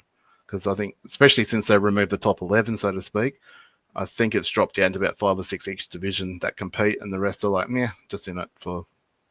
I think the rest of the top 25 are almost, just do it because I can almost. Now, the other thing I'd like to see change is the divisions. Like at the moment, the first or the Uplander or the I don't know what divisions, I forget the name of them. If it's Uplander or a Pro or whatever, they're getting the same prize as the top division, so the executives and chief executives, which cool in a way.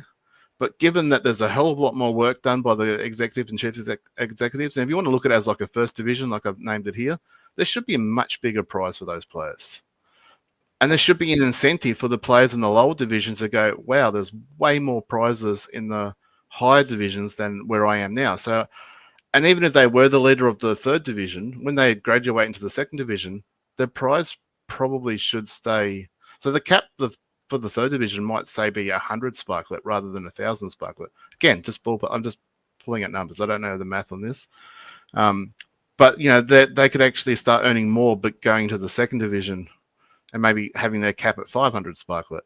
And maybe the prizes overall would go. Again, like I said, I don't know the math. It's just numbers I pulled out just to sort of show how it could work in a way.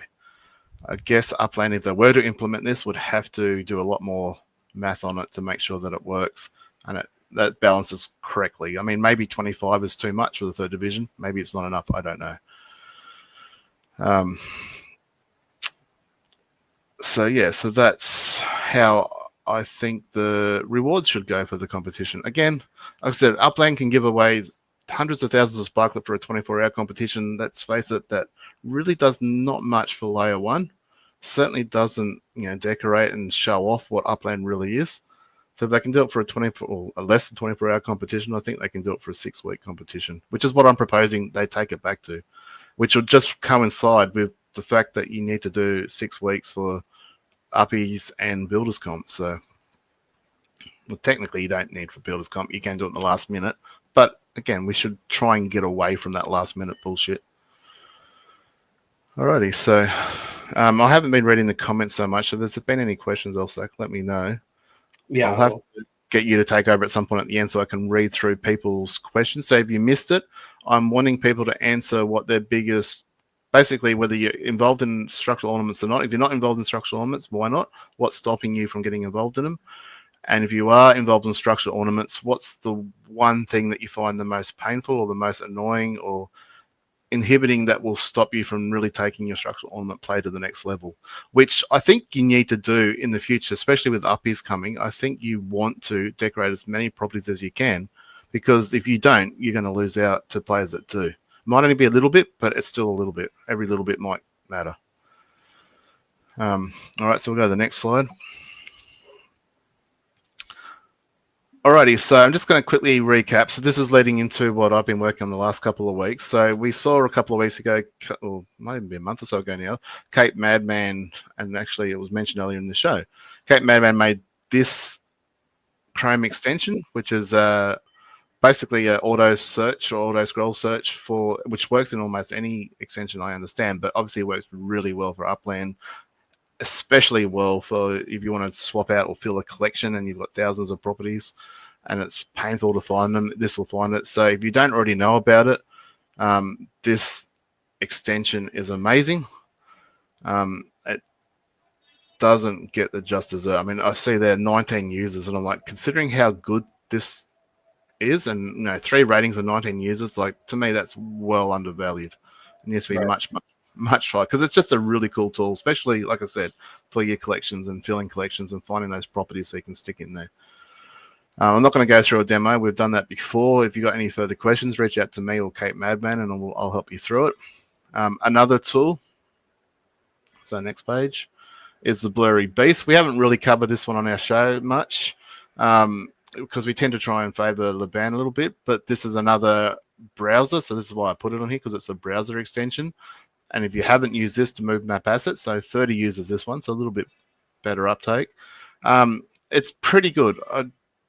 It's only got 2 ratings, which is disappointing, but it's a pretty good tool. It has a few little glitches. I don't know if it's the map asset, the extension, or an Upland sort of bug in between, because we do know trying to move stuff, we get a lot of oops errors and stuff like that. So it could be a bit of both, or it could be Upland. But it's fairly. It's a little bit confusing at first to use. He's got a Twitter video. It's got a video. I think it's on YouTube that he's posted on his Twitter account.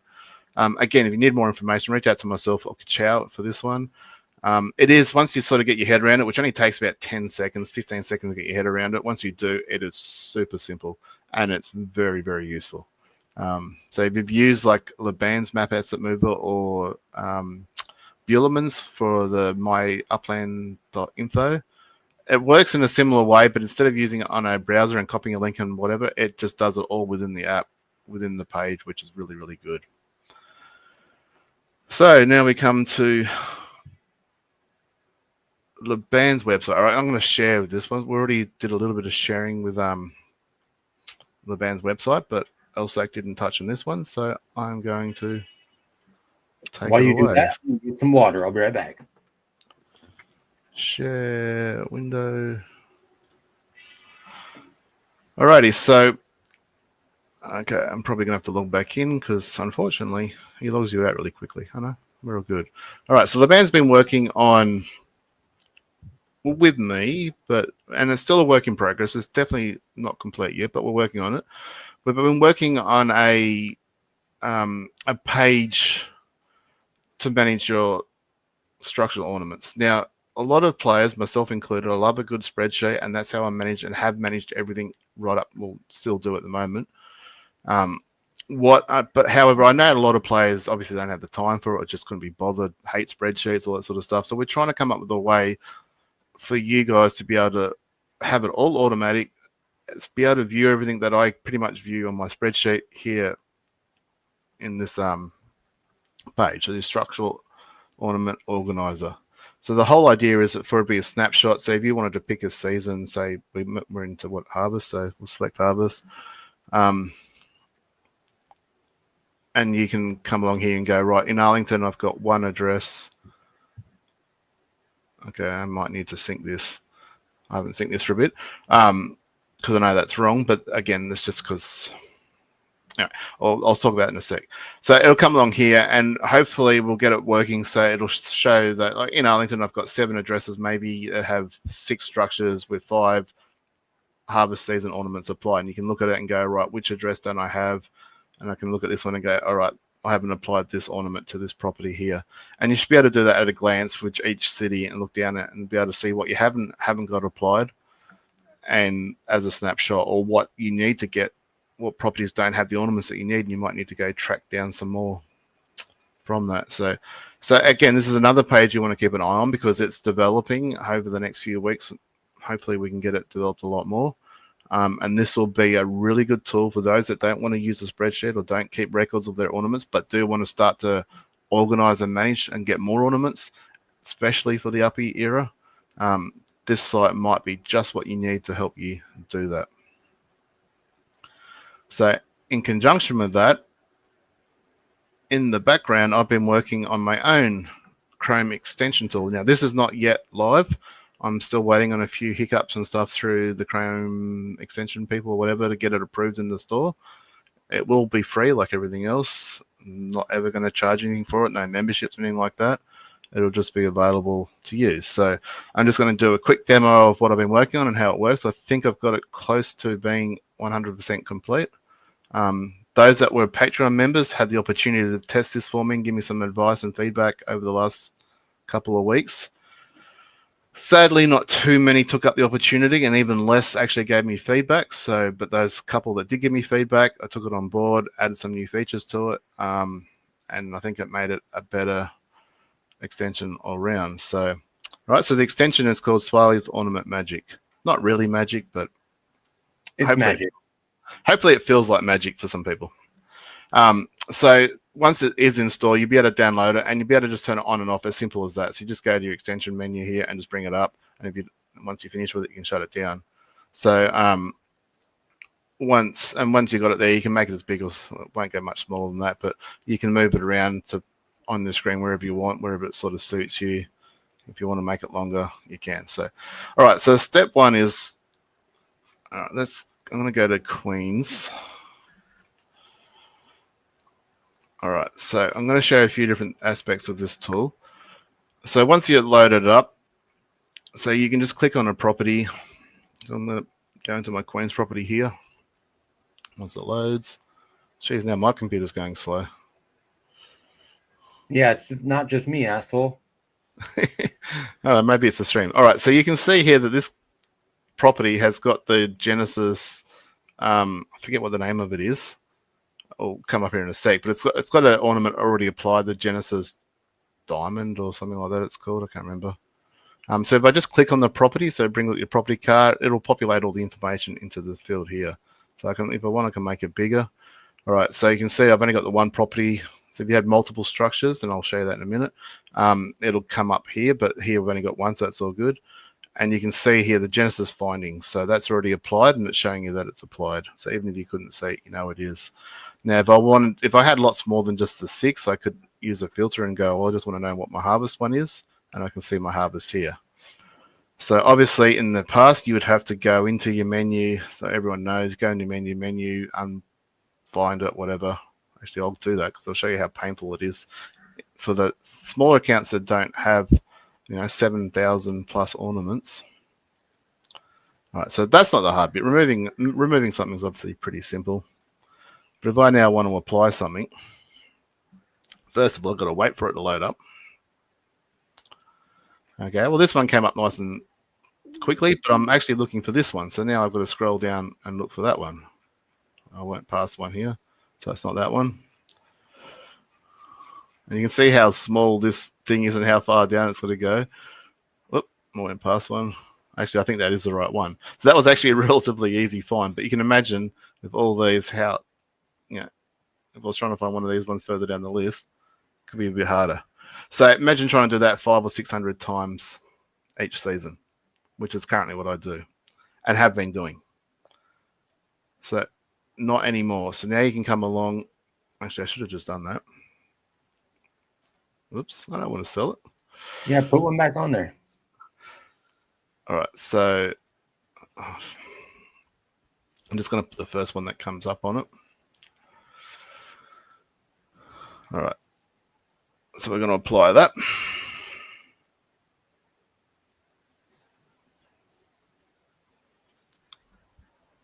And we're done. So that was obviously because it showed right up on top of the list. And that's how it should have been from the get-go. Like, why our plan spread it out, and it shows the one that you want might be miles down the list. It's just mind-blowing. Anyway, so as you can see now, I've got the winter ornament applied. But we're not in winter, we're in harvest season. So we want the harvest season applied. So you come along here, click your property, it gets all your details. We've filtered it to harvest. So let's just apply the harvest season. So that was one click. That's all it needed.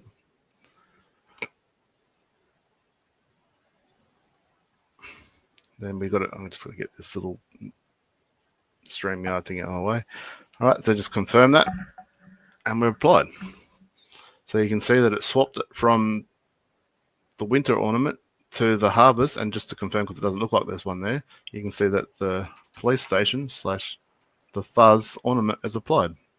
So we swapped from the winter one to the harvest one, and you can see here it's applied. So we go back to all of them.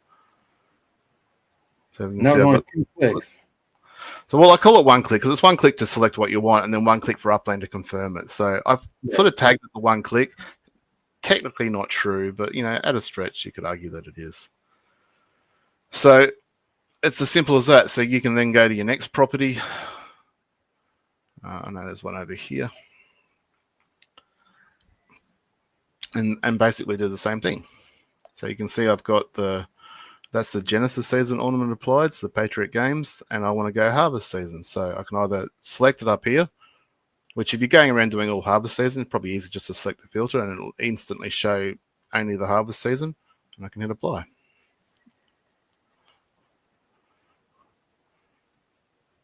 So this works almost exactly the same as the map asset moving. So it uses this link. So it basically builds the link for your structure. For your property, for your structure, and the structural ornament, and then applies it. So then Upland just needs the confirmation. So once you confirmed it, it'll apply it, and you can see that's been applied. So just to show you how it can work, so I think there's one over here somewhere.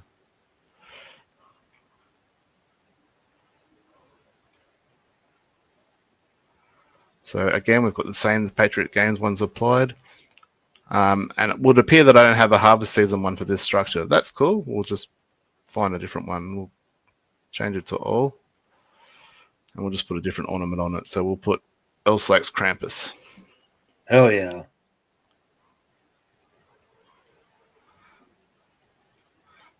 And that's easy. So basically one click from my extension, one click from Upland, and it's applied. So we've gone from having the Genesis season ornament to the winter season ornament on. As simple as that. So like I said, I never intend for this to ever cost any money. It's always going to be free. If you want to know a bit more about it, some information in here, some bit of legal stuff, I don't know. AI told me to do it. If you do want to support me in any way, there's some links to some shops here. Just buy some of my stuff. Don't send me Uppies. I don't want your Uppies. But, you know, it's always cool to see that you sell some shit. So if you feel like that way inclined, if you do use it and love it, love your support. Obviously, if there's any issues or questions or feedback of any kind, I'd love to receive it. But that's basically how the tool works. Can you do a demo of a property with multiple structures on it? Yes. Very good. All right. So now my account's a really good one for me to be testing all this on because I have a lot of properties and I have a lot of ornaments. So it's been great for me to test it. I'm not saying I'm the highest out there by any stretch of the imagination, but I do have a decent amount which loads it up. So you will see that when I click on this, the load time's a little bit slow because there's a crap load of ornaments for it to search through. So I've clicked on it, so it's loading up, so you can still see the seasons aren't loaded yet. But now they're loaded. So what was that, 4 or 5 seconds? And every single ornament on here is loaded. Well, no, not true. Because this is a showroom for ornaments. So it will automatically discard anything that's for sale. So if you go and put some stuff up for sale, it will not show up in the showroom, because if it was showing up and you try to apply it to your structure, it would just come back with an error. So it eliminates them. Now you'll also see that when I click on this property, the first structure that shows up, and I don't know whether it's just random alphabetical order, I think it might be alphabetical order, it shows up as a medium showroom, which is what it is. But it also has a townhouse on it, so the small townhouse too. So if you want to apply an ornament to the townhouse, you need to select the townhouse. So if you notice, if we go back to the showroom, every single ornament is showing up as incompatible because, well, none of them can be applied to the showroom. Makes sense, doesn't it? So if we change it to harvest season, because we want harvest season.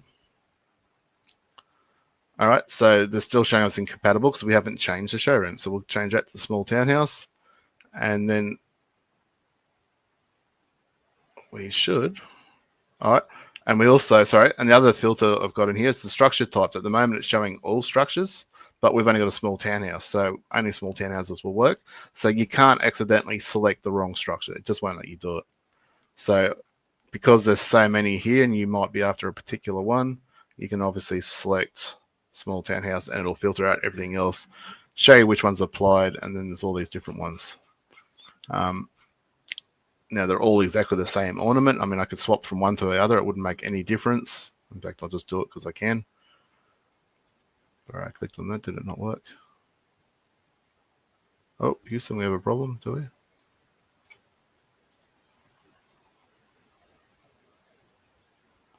What's going on here? Did you break it, Swarley? Maybe. All right, there it goes. It just wasn't registering the click for some reason.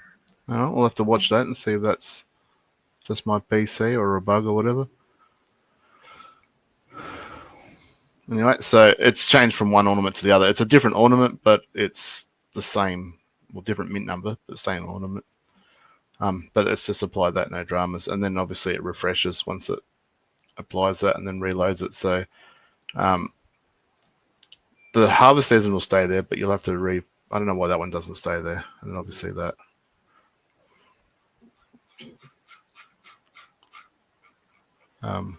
Yeah, so that's how that works.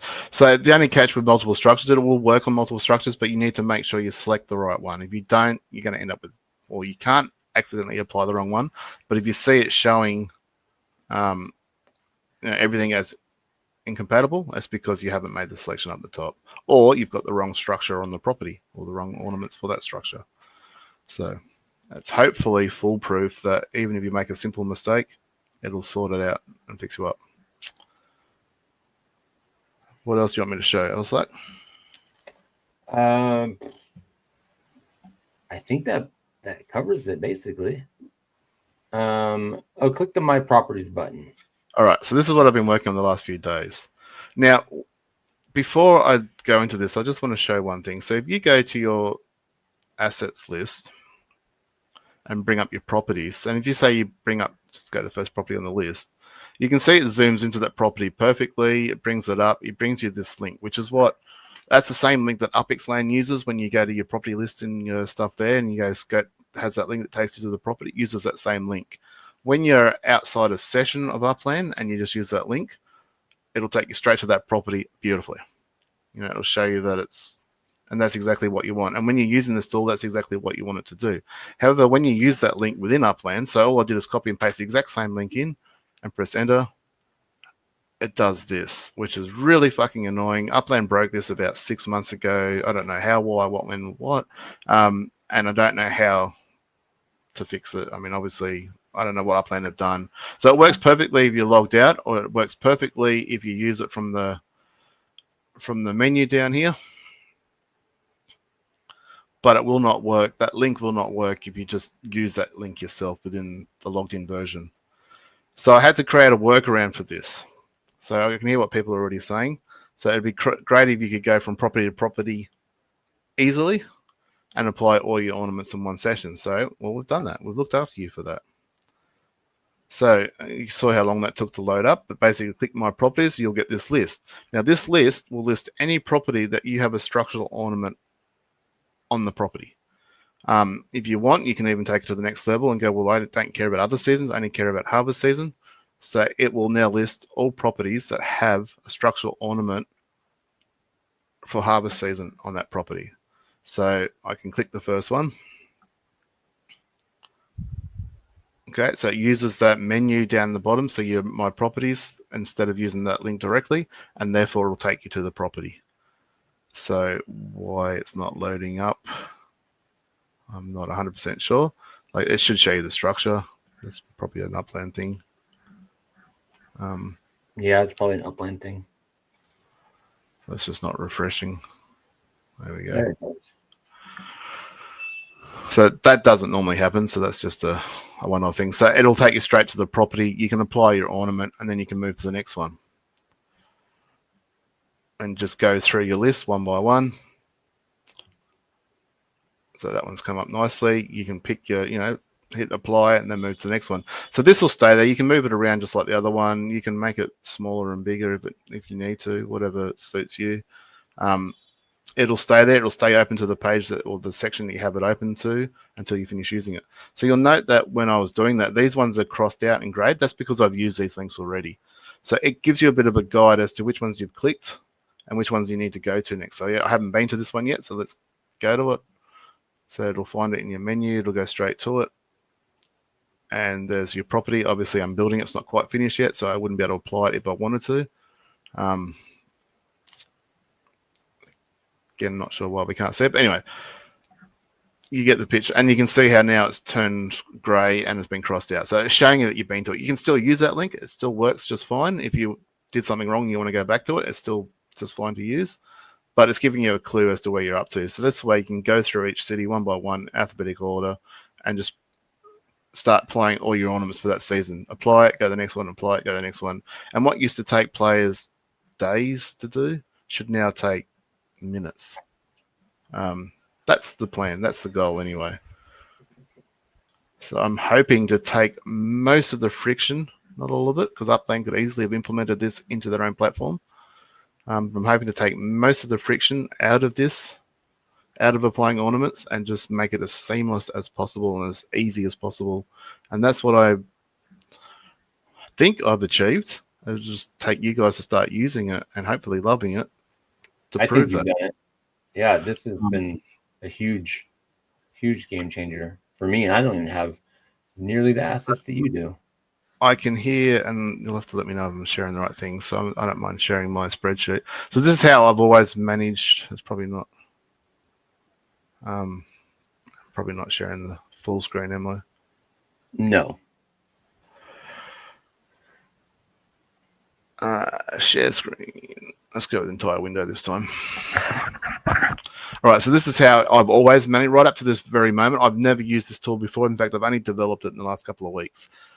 So all the other previous competitions, I've run everything through my spreadsheet where I have everything means something to me. Whether you see a color or a word, name, whatever. These are my links. So that's the same link that you see when we apply an ornament. So when you apply an ornament like here and I select this one, it'll put that exact same link. So that's how I've managed it. This is where I sort of started getting the idea of how it could work. That with the inspiration from the other people that have created the extension, the Chrome extensions. So this is how I've been doing. Instead of going through and again, Laban's website does the exact same thing. So we touched on it before. So when you go to this property, you can just copy this link and paste that in the top, just like a map asset moving thingy, and it'll go to that property, load that structural ornament on it. So you still have that ability on the band's website, but I'm also trying to streamline it here with the tool to be able to go through, do your bulk, and then you go back to Laban's and make sure you haven't missed anything. I'm not going to apply that for now because it's not the right season. So up until this moment, I've always used my spreadsheet. This is how I manage it, work out what ornaments I have. When I apply an ornament, I usually put a color on it. So as you can see, most of my ornaments aren't applied at the moment because they're in between seasons. But like, there's an ornament that is applied in my Las Vegas. That's my eye that I won in Las Vegas. So that one stays permanently applied, which is why it's crossed out. I don't ever change it. So this is how I've always managed it. What I've tried to do is create what I've managed in the spreadsheet into an extension that everybody can use. Did I need to make the extension? Absolutely not. Does it help me to make that extension? Nope. Does not help me the slightest little bit.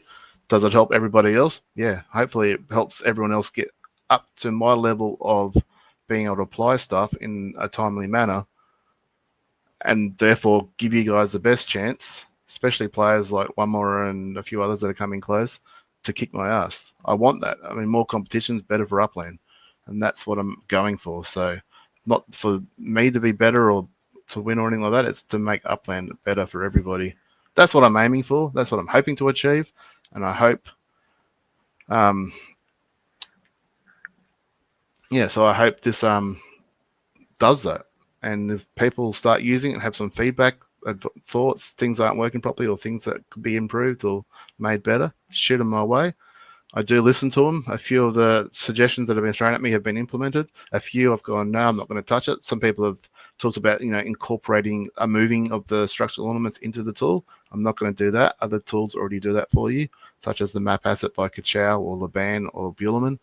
I'm not going to put a marketplace or anything like that in. I don't know how hard that would be to do anyway. This tool is purely about trying to be able to have players swap ornaments from season to season for the benefit of their own gameplay, for their own uppies, for their own builder score, for their own structural ornament competition. None of that helps me, but it will help Upland as a whole. And the more players that get involved and start doing it might help me in a roundabout way or an indirect way with maybe more sales to UGC, which will be cool for everybody. But everyone undercuts my prices anyway, so it is what it is. So that's I wouldn't say a quick demo, but that's a demo of my tool, of my Swally Ornament Magic. So how can they get their hands on this if they want it? At the moment, you can't. So it coming soon to a Chrome extension store soon. As of this morning, it's still pending review. I got rejected a few times. Nothing to do with the tool, just some back end stuff that I hadn't done right. Just disclaimers and stuff. So hopefully this one will get approved shortly. So hopefully the next couple of days it will be approved in the store. This current version, the one that actually zooms in, is not yet been submitted to the store. So this bit doesn't actually do that at the moment. So probably give it another few days, and then we'll have. You need to find version. Does it even say here? No. So the current version is version 1.3. The store has 2.2. So it was only yesterday, as recent as yesterday, we made these changes to get it to be able to go directly to the property instead of doing this, because we had the link working to this extent. So when you clicked on the link over here, it'll paste that in the browser. It'll take you to the property, kind of. So you can see your property for a second, then it'll disappear. Your property card was here, and your UI would be populated with what you needed to know, but you couldn't see what was on the structure. And as Elsack found out when he was testing it, he was trying to apply an ornament to a property that he turned into a metaventure. And as most people would know, you can't apply an ornament to a metaventure. So it kept coming back with an error. And he was like, well, why? I've got the right structure. I've got the right thingy. I could probably try and put into the code that, to block that property if it's a metaventure, but why do I need to when you can just click the link and be taken straight to the property and see for yourself? But now that it zooms in, wasn't the problem. I just couldn't see it, and so I didn't memorize the address. Now, every now and again, it will still fuck up like it just did then. So just hit the link a second. If you really want to see the property, just hit the link a second time, and it should work. So it's still a little bit iffy because of the way Upland does it. I don't know. But most of the time, this method works, 80%, or let's say like 95% of the time, it works 100% of the time.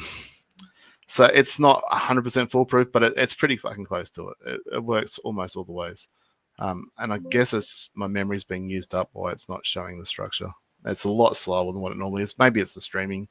It's probably screwing it up, but yeah. It's labor intensive. But even if it didn't zoom into the property, it still populated the property box, the card here, and your information that's here. So even though you couldn't see the property, you could have still applied the ornament. And then once you applied it, it would have shown you the ornament anyway, assuming that it all worked fine. Have you been reading the comments, the questions of people, but the answers they've been putting in? Yeah, there's been a couple. Because maybe it's better. I can read them after the stream. I don't want to wait, waste another 10 minutes of people's time while I read them. Maybe you can pick them out and we'll declare them the winner, and I can go through and read everybody's later. But yeah, so if you are interested in using this tool, I think it's something that you could get some benefit. And it doesn't matter if you've got 4 or 5 ornaments, or you've got 1,000 ornaments. It can help everybody. It can make it a lot easier. Even to the point, if you buy an ornament and then move it to the property, if you've got this open already, as soon as you move the ornament to the property, this will populate with the information that it's there. And you can apply that ornament with one click straight away. So even if you're the player going around trying to fill up as many properties as you can, you can apply them as you go, like for each season or something like that. So it's not like you have to wait till you've done them all and whatever. It can work as you go, or you can do the bulk run like I just showed you here, where you can just go one, apply, go to the next one. And I reckon I could do all of my ornaments, so 600 plus when I get them all done, in probably under an hour. Which, if anyone has tried to apply 600 ornaments, good luck trying to do anywhere near an hour for that. So that's what players in Upland have been screaming out for years. Upland have not listened to that request from anybody to make the applying of the ornaments much easier. So I took it upon myself to give it a crack, inspired by other guys that have created those extensions. And I just started to make me think, hang on, I've got the information there in my spreadsheet. Why can't I start to put it together in an extension for everybody else to use?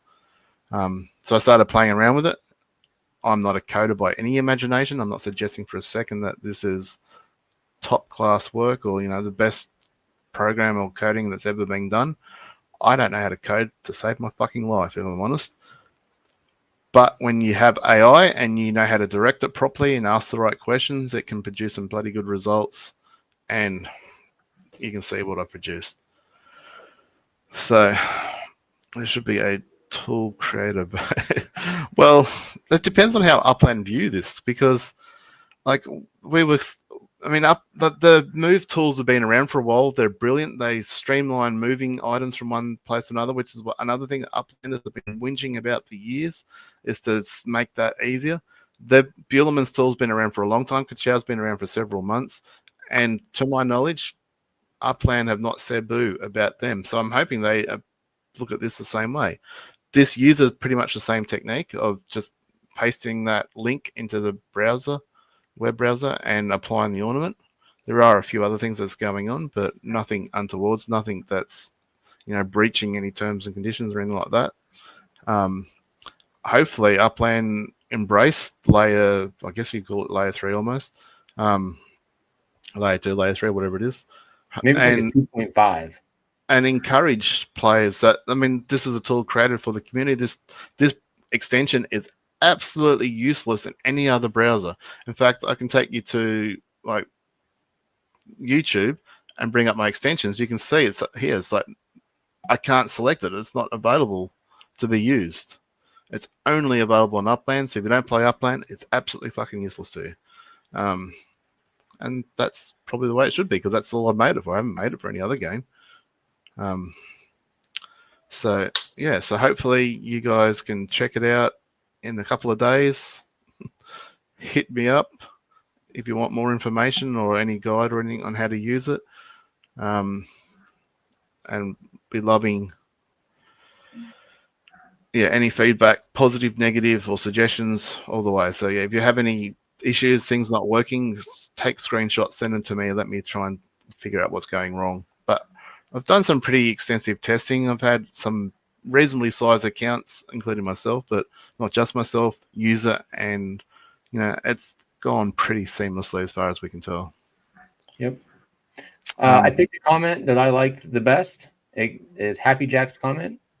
The organization of keeping all the seasons straight, moving them to a property, and then applying the SO to hundreds of properties is a lot of work. Otherwise, SOs are awesome. Well, the reason why I asked that question and I try to get you to answer is because I hopefully have solved something like 90% of that.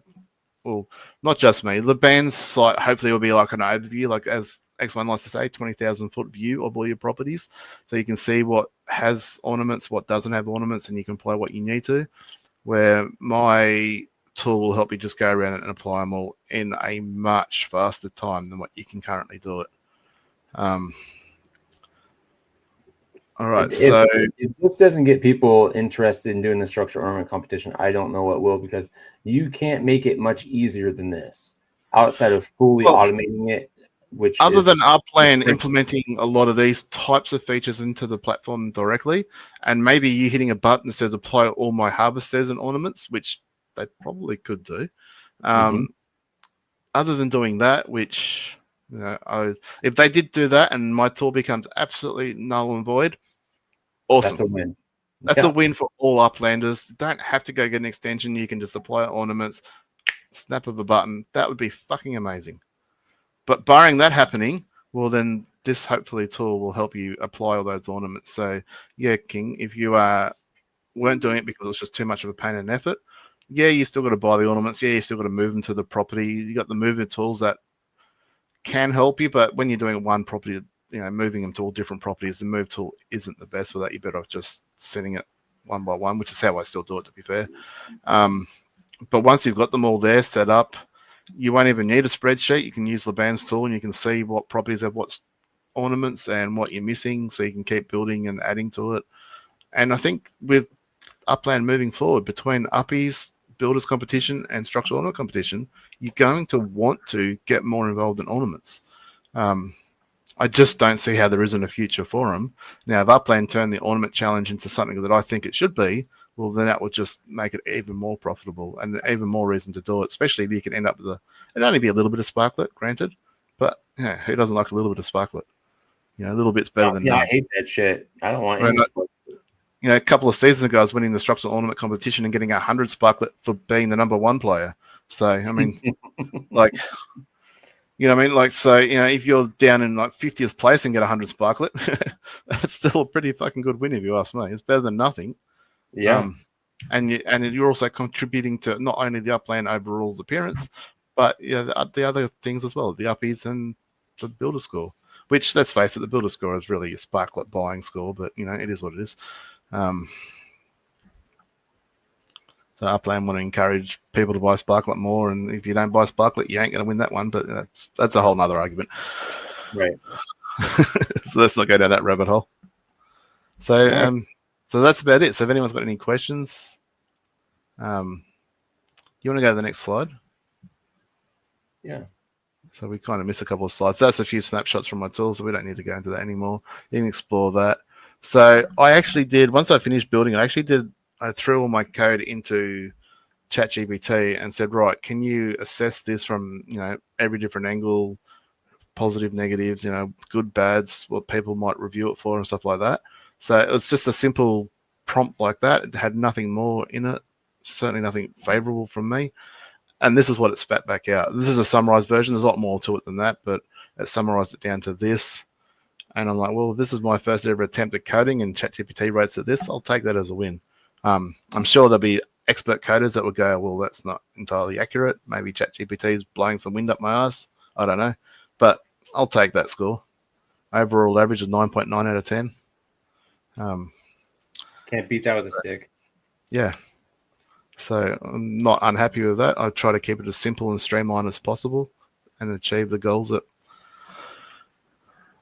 you know, of making structural ornament life in Upland better for everybody. That's been my goal, nothing more. So hopefully I achieve that. I think you did. So that's it. So that's what I've been working on the last couple of weeks. It's taken up a crap load of my time.